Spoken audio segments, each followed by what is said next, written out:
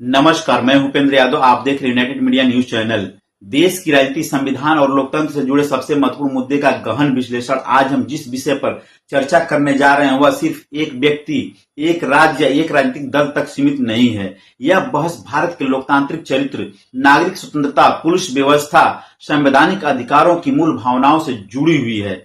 सवाल बड़ा है, गंभीर है, शायद असहज भी। क्या आज के भारत में सरकार के खिलाफ आवाज उठाना अपराध माना जाने लगा है? क्या विरोध प्रदर्शन करने वाले नागरिकों को कानून व्यवस्था के लिए खतरा समझा जा रहा है? और क्या पुलिस प्रशासन का काम सरकार की आलोचना करने वालों को नियंत्रण करना है या संविधान द्वारा प्रदत्त अधिकारों की रक्षा करना है? इन सवालों के केंद्र में है बॉम्बे हाईकोर्ट की वह टिप्पणी जिसने पूरे देश में लोकतंत्र, अभिव्यक्ति की स्वतंत्रता और राज्य की शक्ति को लेकर नई बहस छेड़ दी है। बॉम्बे हाईकोर्ट के न्यायमूर्ति माधव जामदार ने महाराष्ट्र पुलिस द्वारा एक राजनीतिक कार्यकर्ता के खिलाफ जारी जिला बदर आदेश को रद्द करते हुए बेहद सख्त और महत्वपूर्ण टिप्पणी की है। अदालत ने स्पष्ट कहा कि नागरिकों को विरोध प्रदर्शन करने का संवैधानिक अधिकार है और पुलिस मुख्यमंत्री या प्रधानमंत्री की नौकर नहीं बल्कि जनता की सेवक है। यह टिप्पणी ऐसे समय में आई जब देश में विरोध, असहमति और राजनीतिक अभिव्यक्ति को लेकर लगातार बहस चल रही है। अदालत का यह अवलोकन केवल एक कानूनी आदेश नहीं बल्कि लोकतांत्रिक व्यवस्था के मूल सिद्धांतों की पुनर्पुष्टि के रूप में भी देखा जा रहा है। आइए पहले पूरे मामले को समझते हैं। यह मामला socialist democratic party of India यानी एसडीपीआई के महासचिव सईद अहमद अब्दुल वाहिद चौधरी से जुड़ा है। आरोप था कि उन्होंने नागरिकता कानून के संशोधन, ज्ञान-वापी मस्जिद विवाद और अन्य राजनीतिक मुद्दों पर विरोध प्रदर्शन आयोजित किए थे। इसके बाद दिसंबर 2025 में महाराष्ट्र पुलिस ने उन्हें 1 वर्ष के लिए संबंधित क्षेत्र से जिला बदर करने का आदेश दिया था।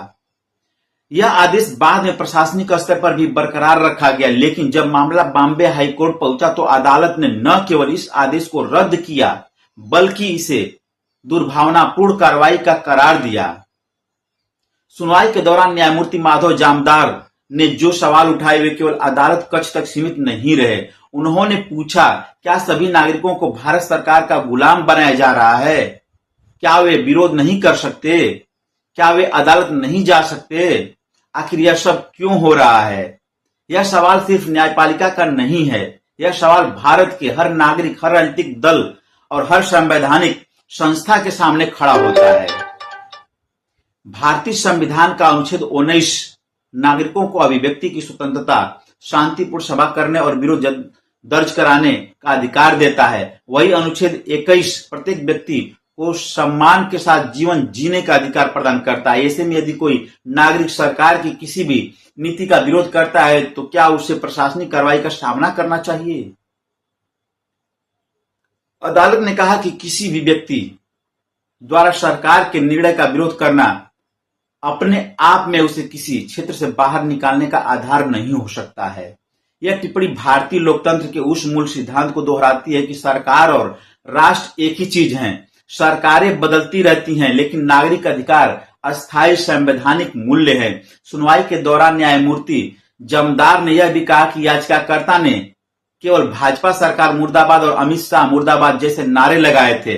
अदालत ने सवाल किया कि यदि नागरिक सरकार के खिलाफ नारे भी नहीं लगा सकते तो फिर लोकतांत्रिक विरोध का अर्थ क्या रह जाता है? यहां यह स्पष्ट करना है कि अदालत ने किसी विशेष राजनीतिक विचारधारा का समर्थन नहीं किया बल्कि विरोध के संवैधानिक अधिकार की रक्षा की बात कही है।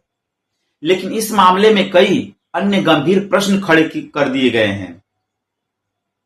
क्या पिछले कुछ वर्षों में प्रशासनिक शक्तियों का उपयोग राजनीतिक असहमति को नियंत्रित करने के लिए अधिक होने लगा है? क्या कानून व्यवस्था बनाए रखने और राजनीतिक विरोध को नियंत्रित करने के बीच रेखा धुंधली होती जा रही है? और क्या राज्य की संस्थाओं को अपनी संवैधानिक सीमाओं के भीतर रहकर काम करने की आवश्यकता है?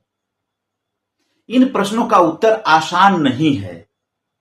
सरकारों का तर्क है कि कानून व्यवस्था बनाए रखना उनकी संवैधानिक जिम्मेदारी है। यदि किसी विरोध प्रदर्शन से सार्वजनिक व्यवस्था प्रभावित होती है तो प्रशासन को हस्तक्षेप करने का अधिकार है। दूसरी ओर नागरिक अधिकारों, कार्यकर्ताओं और संवैधानिक विशेषज्ञों का कहना है कि कानून व्यवस्था के नाम पर मौलिक अधिकारों को सीमित नहीं किया जा सकता है।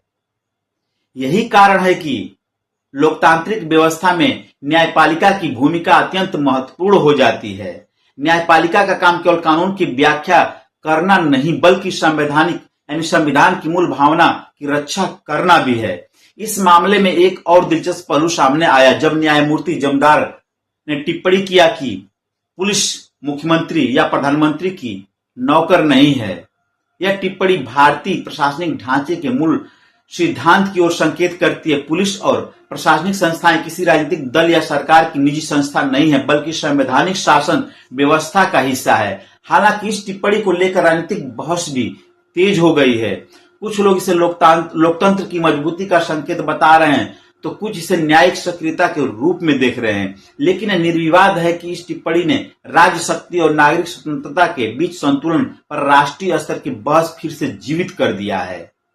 न्यायमूर्ति जमदार ने सुनवाई के दौरान महाराष्ट्र की समकालीन राजनीति पर भी टिप्पणी किया। उन्होंने कहा कि राज्य में राजनीतिक दलों के भीतर लगातार टूट फूट और दल बदल की घटनाएं हो रही हैं, जबकि आम नागरिक के जीवन से जुड़े गंभीर मुद्दे पीछे दिखाई देते हैं।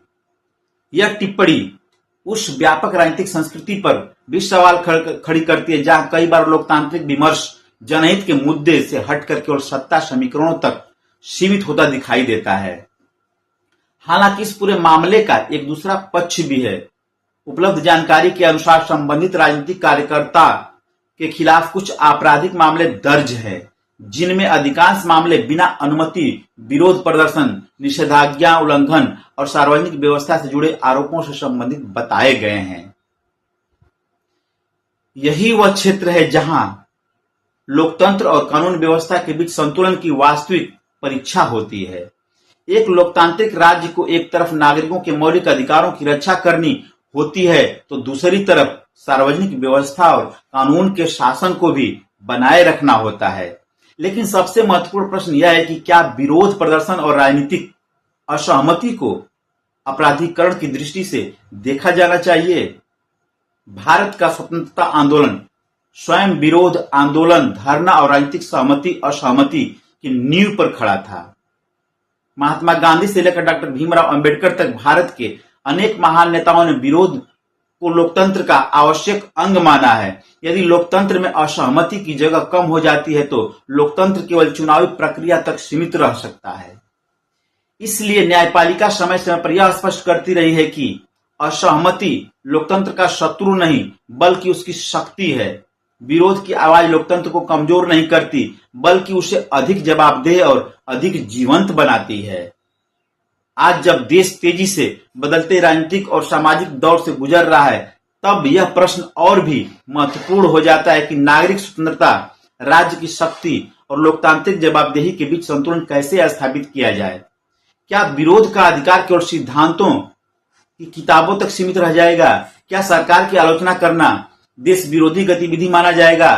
क्या पुलिस और प्रशासन को राजनीतिक प्रभाव से पूर्णतः मुक्त रखने की आवश्यकता है?